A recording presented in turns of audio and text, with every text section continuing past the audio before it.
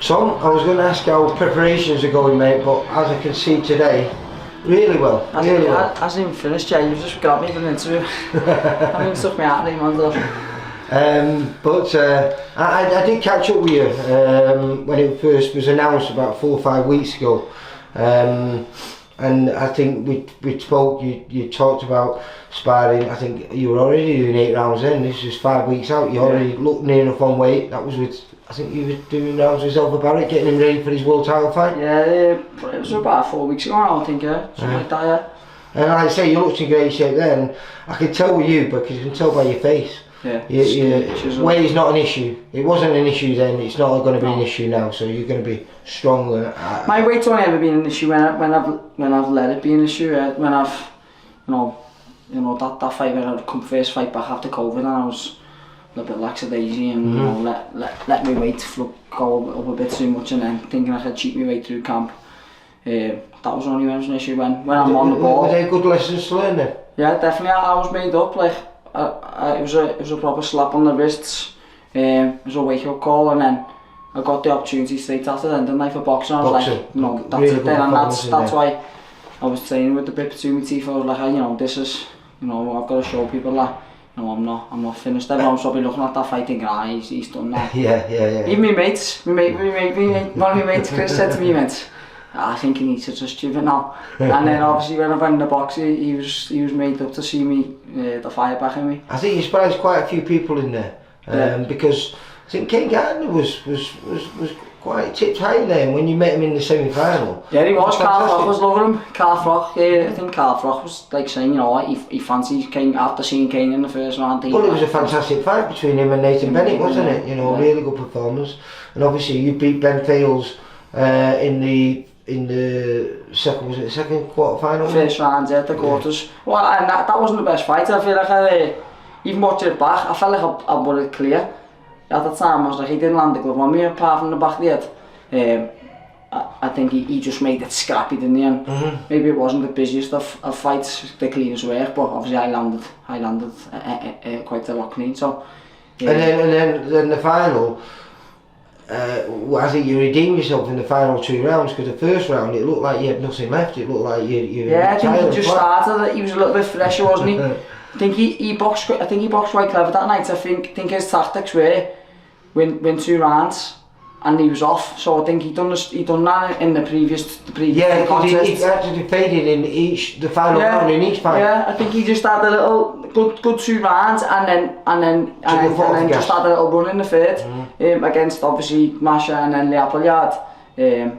But I feel like he started quite fresh in the first, and I do feel like at the time I was like, you know what, I'll probably just let that slip. And Dan said there wasn't much in it, but I do feel like he just landed a few little clean shots, and then second round I thought I had my best round.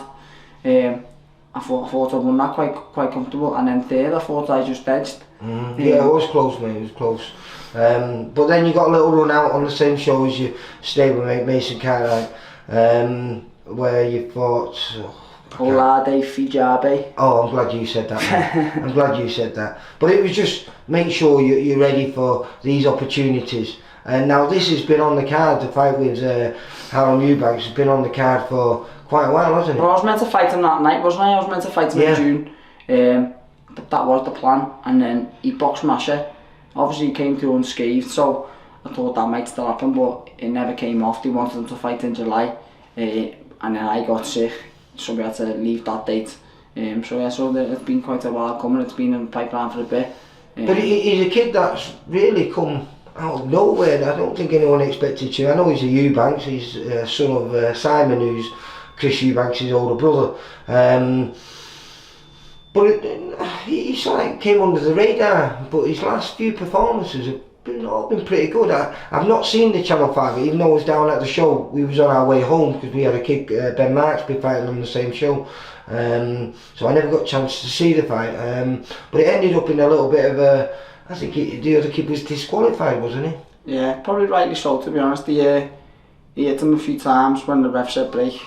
Big shots as well, to be fair. And he wasn't to know whether Eubank was going to get up and carry on. I think quite rightly he could have stayed down, but he showed a bit of bottle and, you know, continued. I think it was another couple of rounds, and then he done it again. The opponent, maybe a bit of a language barrier, or he was just trying his luck. But yeah, he got disqualified in the end.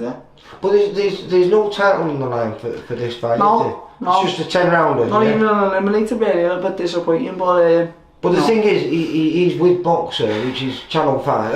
Wasserman on Channel 5, and it's a great opportunity for anyone because I think he's right. You're ranked 11. I think even though it's not an eliminator, it's gonna put the winner right up there for exactly. It doesn't really need. It looks like a title for the winner. A title will be coming next for whoever wins. Top of the bill on Channel 5 live, so you can't argue that, can you? It's a great opportunity, and I'm gonna take it with both hands. And then the last time was Channel 5 as well, wasn't it? Yeah, I was on about 6:30 though, so nobody got the luxury of seeing me. But yeah, that wasn't my best night. It was a pain in the arse. Steve Wood will tell you, he only got me opponent signed off at 3 o'clock, 3 hours before I was fighting. He nearly had to ring me and say, like, listen, it's not happening. I'd made 10-5 the day before, weighed it, got told I wasn't weighing in. Then got called up to the scales after having a drink, so got on the scales, and then actually got told, oh no, your opponent's not going to be in now, you're going to have to weigh in tomorrow. So I just said, well listen, I'm not starting myself for tomorrow, I'm going to eat and I'll come in no more than like 11 stone, so I'll come in about 11 stone or 11-1 on the day, which is like an amateur, isn't it? You know, it's a pain in the arse. Obviously tried to remain professional, and you know, I did what I had to do, but you know, wasn't the best version of me, and hopefully they look into that and they watch that. What I've been watching today, it looks like you're right back on form, mate. Your movement was beautiful today. Is that going to be a big part of your game plan? Yeah, definitely. Yeah, you're going to see the best version of me. I've had some great sparring. Who have you been sparring? We spoke about Selfie. It was ideal, really. I think even though it was so early in camp for me, and I probably wasn't at the fittest stage for someone so sharp. No, because he would have only been a few weeks away from his world title fight. He's obviously so fit and sharp anyway, isn't he? But it was invaluable rounds, like even to the point where, you know, it was a last minute call at one point, and Dan couldn't go, and Macca was away on holiday. I was like, listen, I'll go on my own.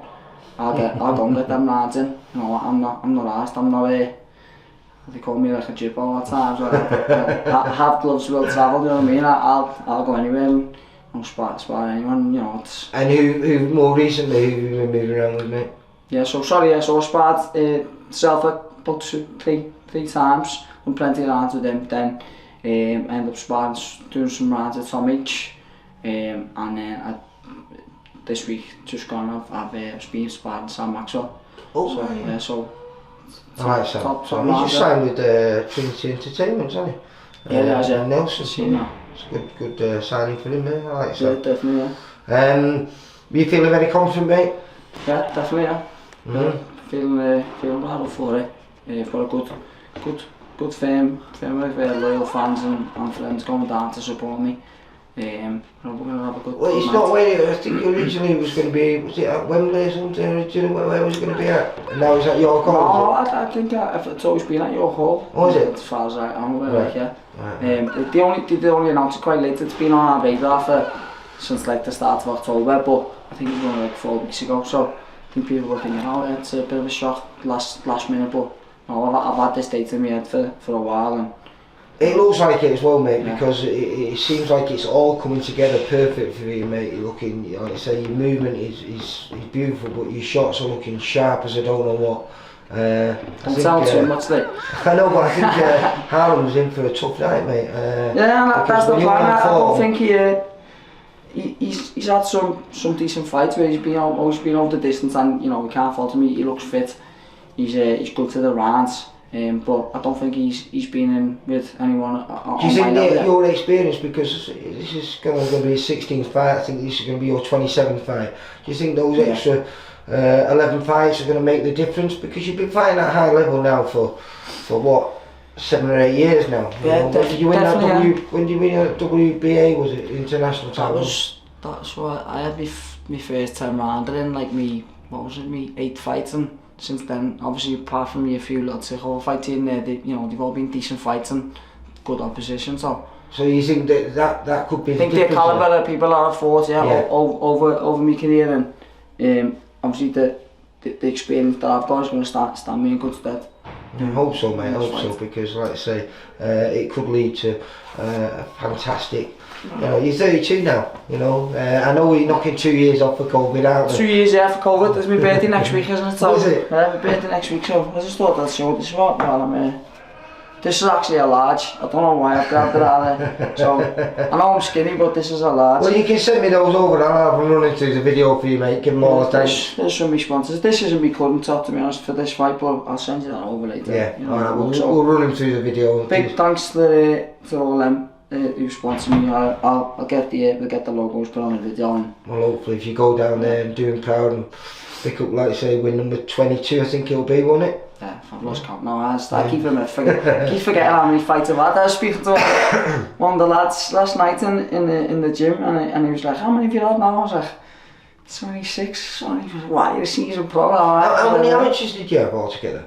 41 or 42. Right. I used to be able to remember my amateur record off by heart, who I fought in order, and now I used to think to myself, how can you remember that? But like I honestly can't remember now.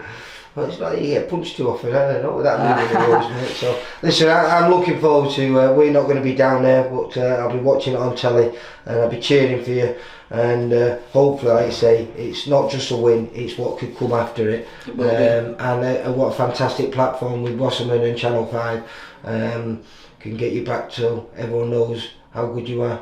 Indeed, summer for me, yeah. People keep saying, "Oh, TV, I only started boxing quite late. Some of the kids who've been boxing, some of the lads who are boxing now are like, they've been boxing for 10, 11, 12, and they got all them extra years on the clock. I was a bit later, so I still feel young and fresh. I'm still the fittest in the gym. Well, like you said, I'll make some might tell you that. but you always said to me, forget COVID, that's took 2 years off. I suppose a few fighters, they're just taken out. So as far as you're concerned, you're still 30, mate. Yeah. So hopefully you've got a good couple of years. Oh, and hopefully it'll be all on the big stage, mate. Definitely. Where you can pick up those titles again. Or the Jolly Boys if you get that. I'm not even sure if there is one this year, mate. No, I don't think. Trying to find a venue. Alright, listen, you take care and good luck for a week today. Nice one, Lee. Take care, Tom. Bye. For all boxing info, news and latest interviews, amateur and pro, across the north, click and subscribe. VIP Boxing Promotions. Also, Twitter, Instagram and Facebook.